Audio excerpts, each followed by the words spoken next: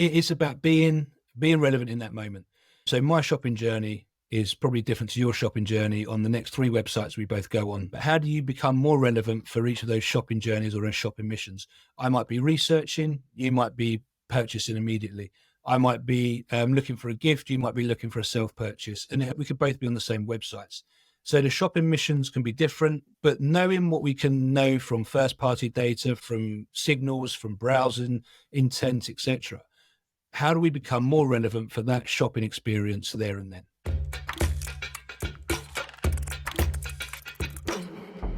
Welcome to Statements of Intent. In this 20-minute episode, we're addressing how e-commerce has lost sight of the people at its very heart. You, the customer. It's a chat that's optimistic, it's casual, it's probably slightly ranty in places, but that's okay. But it's a place where I talk to senior e-commerce marketers and share their statement of how they're looking to change the status quo of e-commerce, adding more care, being more considerate to those very people that they're selling to, the customer. I'm your host, David Monheim, the founder of Made with Intent, and we're going to jump right into it. Have fun. Hello, everyone. Welcome to Statements of Intent. I am here with the ethereal Mr. Matthew Gratze. I don't know what ethereal means, Matt, but welcome. How are you doing? Yeah, I'm good, thanks. How are you? Yeah, I'm all right. I'm all right. I feel a little bit awkward now that I've just used a word that I don't really understand. Matt, I've been really excited to speak to you because your LinkedIn anyways, but your experience is awesome. So Mothercare, head of e-commerce and summers, director of global e-commerce at Mothercare. Is Mothercare still going? Was that bought out by Morrison's? They're franchised to Boots in the UK, but they've still got they've still got their global franchises in existence. And then you moved to Halfords, right? That's correct. Yep. Director of online at Halfords. Yep. Amazing. And then Signet as director of digital and director of customer. Exactly. And Signet, for those that don't know, is they run H. Samuel and Alice Jones Jewellers in the UK. So as like amazing as all that is, and we will get to your statements of intent soon, you worked at Apple as a PR exec. That was the thing that stood out to me. When I was doing a sandwich course at university, the year of work placement was with Apple. Yeah, in the PR team. So, talk to me about that. Not like I might already have some little information in the back of my mind. It was great. It was 2003/2004. So the iPod Generation 3 had just been launched, and at the same time we were launching the iTunes Music Store into the UK. It was great. It was awesome. Like, the likes of Jonathan Ives, Stephen Fry was a big advocate, so we sort of managed to spend time with him, and even Steve Jobs was in the UK to launch the iTunes Music Store. So again, working in the PR team, it was a very fortunate time to be able to meet some of these people. That's amazing, dude. Like, when we're talking on this podcast and just in general about how we should be treating customers online, or just treating people in general, what would you say that you learned from that sandwich course about treating people or selling in general? Yeah, absolutely. I mean, Apple's synonymous, isn't it, with making sure that the design and the product just works, and just makes your lives easier. So I guess that brand kind of vision, the brand's direction sat with me because it's very customer first. It was just make it work, make it easy, make people's lives enormously quicker and simpler. And you can take that anywhere you want. You put that into your theory at work, you put that into your practice with what you do. If you get the customer to, if they can shop with you very easily, if they can get, complete their mission seamlessly, then you're onto a winner straight away.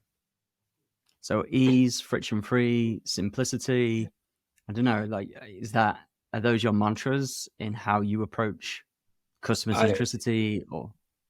Well, 100%. I mean, when you look at I followed up with a dissertation on the design principles of the iPod and what makes good product, good brand, and it all comes down to good design.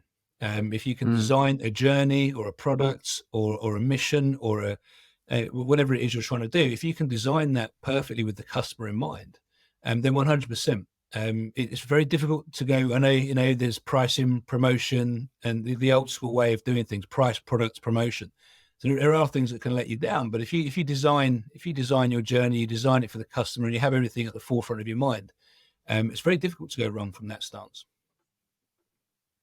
Yeah, I can imagine there's probably a lot of other factors that come into it, right? But those, is it the 4 Ps? They've been around Mm. for donkey's years, and I guess we sometimes try to overcomplicate processes and how we sell, and really it's about going back to basics. I don't know, like, how have you approached that in your work, either at Halfords or Mothercare or on Summers or at Signet? Like, how do you embrace simplicity, or how do you encourage people to embrace simplicity? Yeah, so I think you just mentioned it. Don't get bogged down in the minutiae of the detail. It doesn't matter where you are, right? Every place I've worked, whether it be Ann Summers, Mothercare, etc., there's always been real simple areas that you can tackle, real simple things to look at, the basics, and they always need improving. And every year the hygiene factors get moved on, whether it's a new innovation on an app that you've got on your smartphone, whether it's a high end website that have brought something new out, or they've just improved the way we normally do things. Like Apple Pay is a great example. Came out and now everyone pays with Apple Pay. It's just a hygiene factor. You have Mm. to have it. So I think there's some incredibly simple basics that businesses and retailers just need to get right. And I think what I've found in organizations that I've gone to and worked through is the amount of detail you can get bogged down in, and really interrogate things that don't really matter tremendously, or they matter to a very small minority of customers, rather than looking at the bigger picture and thinking, actually, just fix the basics, get it right.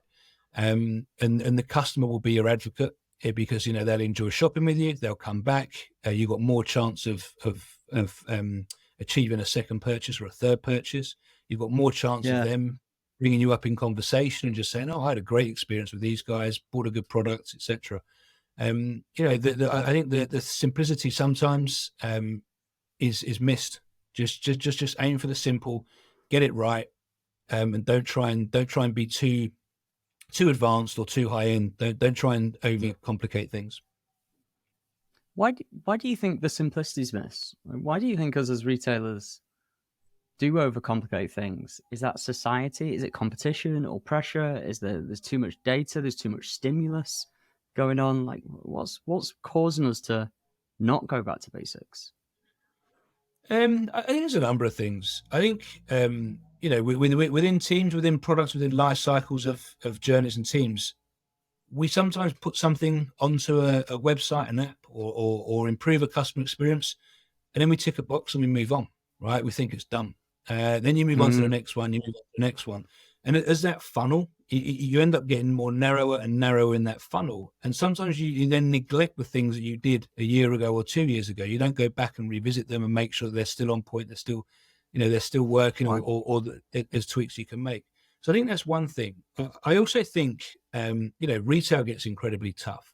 I think we get internalized by our reports and our KPIs and the meetings that we're in, where the hippo effect, the highest voice, the highest paid voice that have influence, that they'll say one thing and then it becomes gospel through the business, and you've got to go and fix something very, very quickly. And at the end of the day, we get stuck with short term views, and we try and fix these very small things that someone had a brain fart about 2 weeks ago, or two meetings ago, and everyone jumps on the bandwagon, and that's the thing that's broken, and that's the thing that needs to be fixed. So I think there's an element of the direction and the way that you monitor and you focus on your customer journey, and then I think there's the internal reporting and KPIs that just get very, very short term focused, and you can easily be chasing down. You can easily find yourself falling down a rabbit hole of investigation, and you just overcomplicate things. Yeah, and you probably become really tactical in your output. Now, I've never worked in retail. I've just only worked alongside retailers, and always find it interesting that you have these two different types of pressures. You got the short-term pressures, what that be Mm. like your weekly trading meetings, your monthly targets, and then you got the longer-term pressures, which will be like annual budgeting and forecasting, will be your quarterly P&L. I don't know. What are you? Do you have a fear? of any of those things? Like, are you more aware of one of those four elements than the other? Yeah, I mean, it's within retail. Someone said years ago, there's never a good week to be in retail. You can beat your forecast, beat your budget, but it's never good enough, right? How do you improve it the following week? How do you improve it the week after? So it's never a good week, really.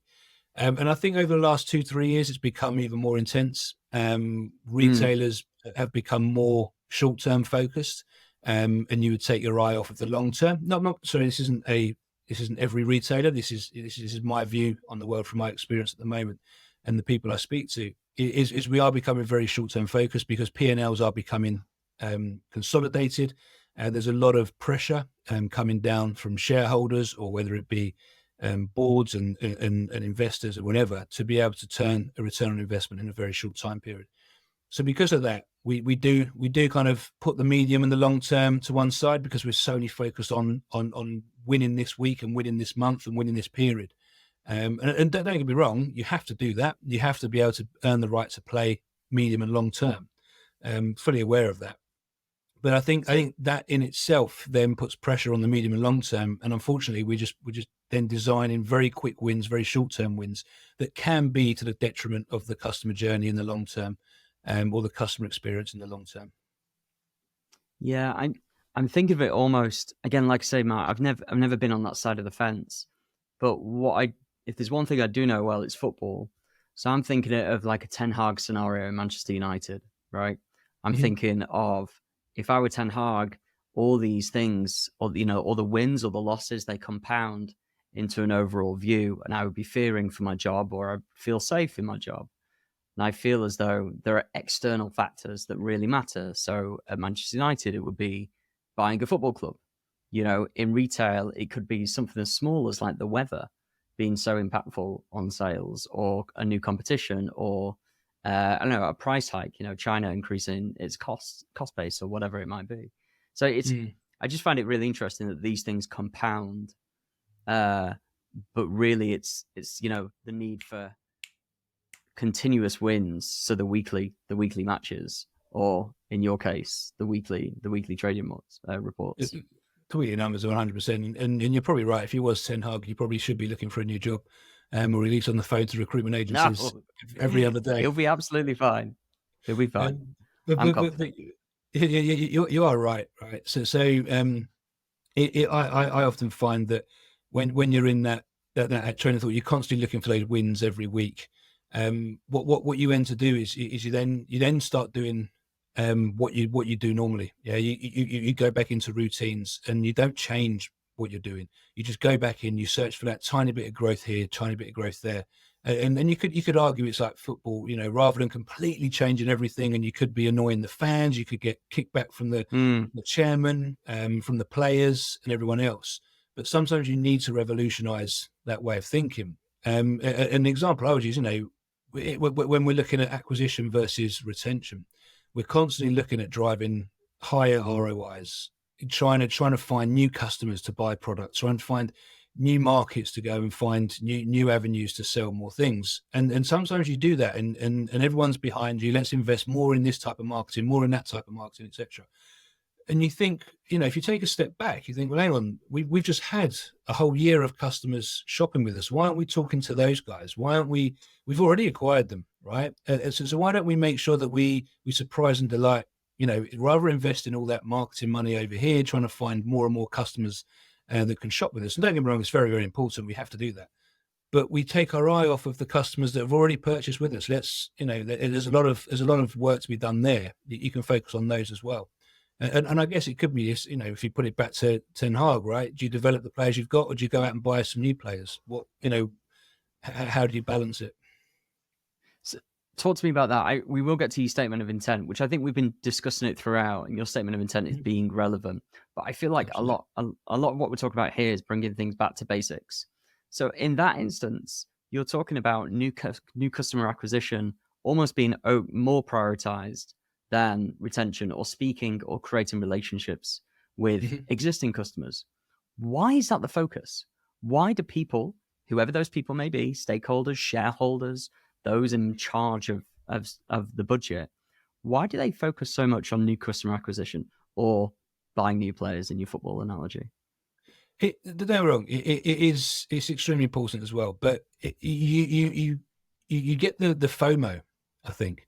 When it's very easy to sit around a table and all of a sudden, if we decide not to focus on a keyword in Google or not to focus on some kind of acquisition prioritization, it means someone else will be, right? Mm. So when you've got an army of people around the business that rightly care about their product or care about where they're sat or care about how visible the brand is on PPC or paid social or whatever else it might be, you get that FOMO impact. Well, they're there, so why aren't we?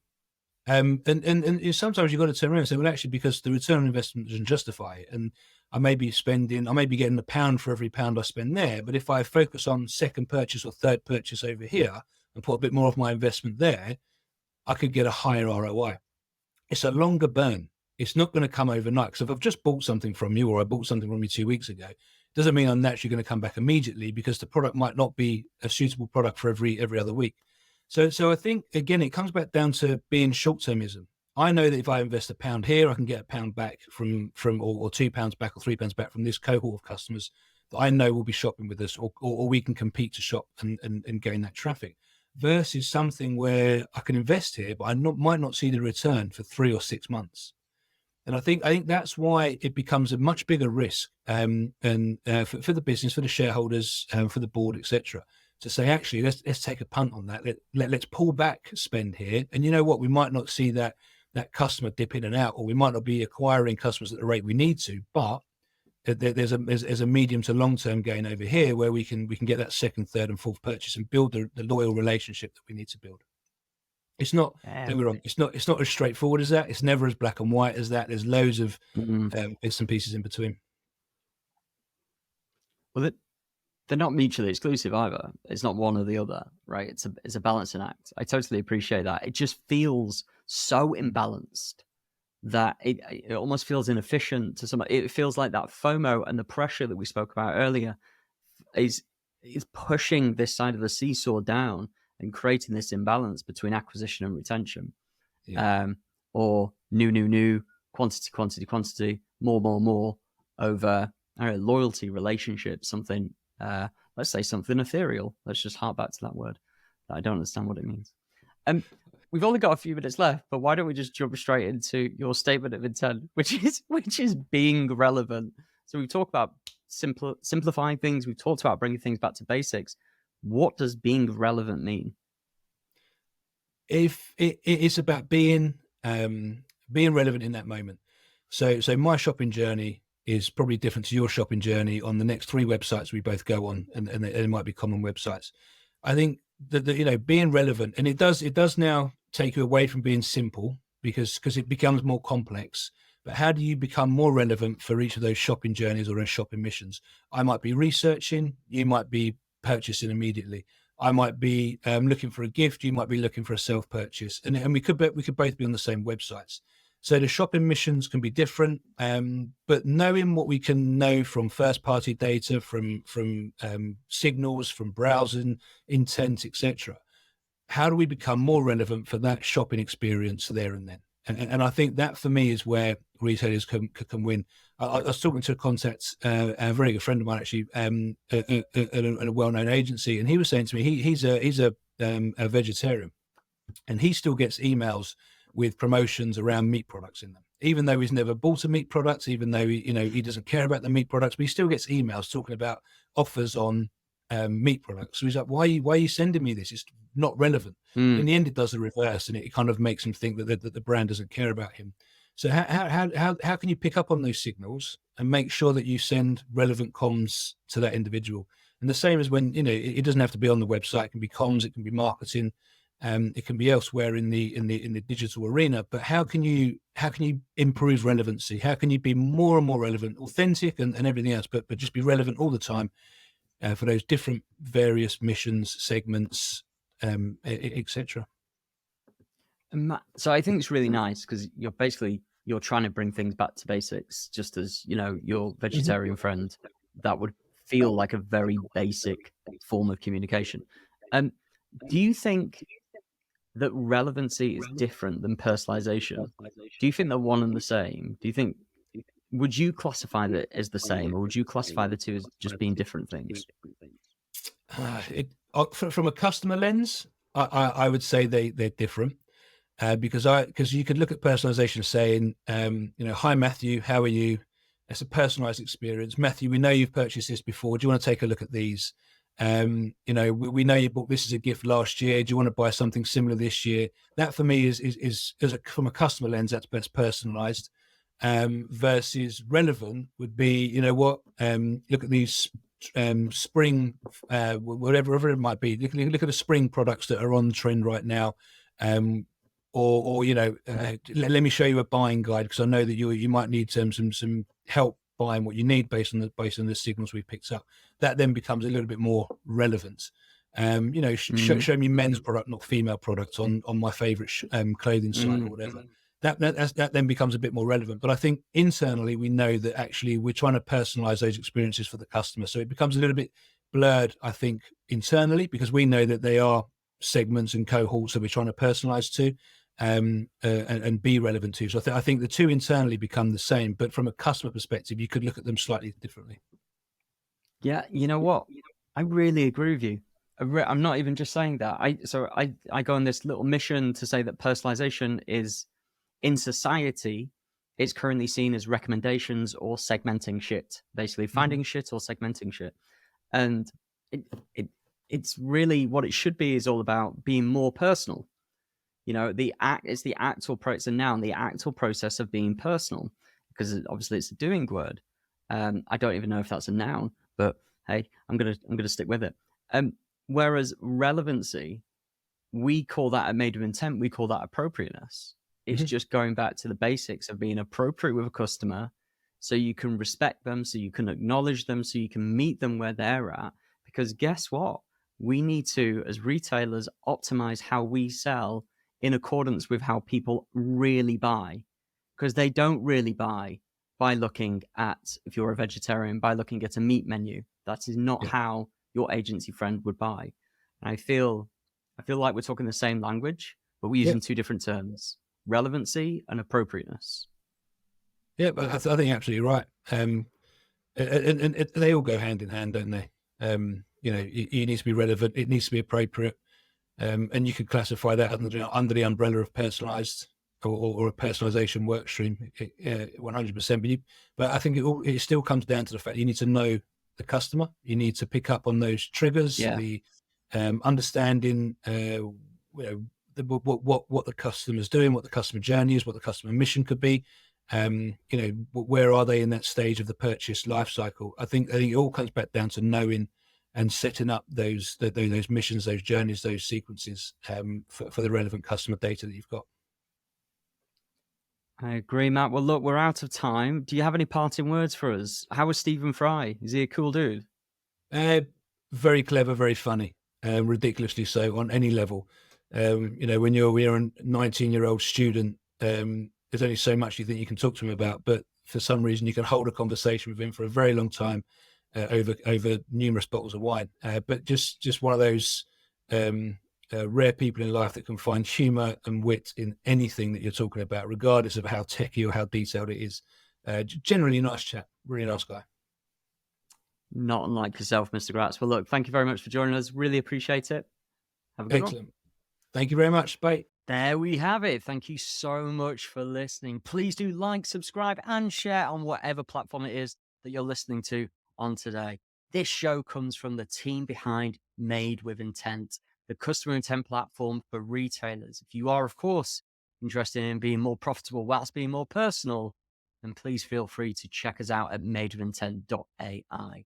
Thanks again for listening and joining us on our mission to change how e-commerce sees, measures, and treats their customers. I've been your host, David Mannheim. Have a great day.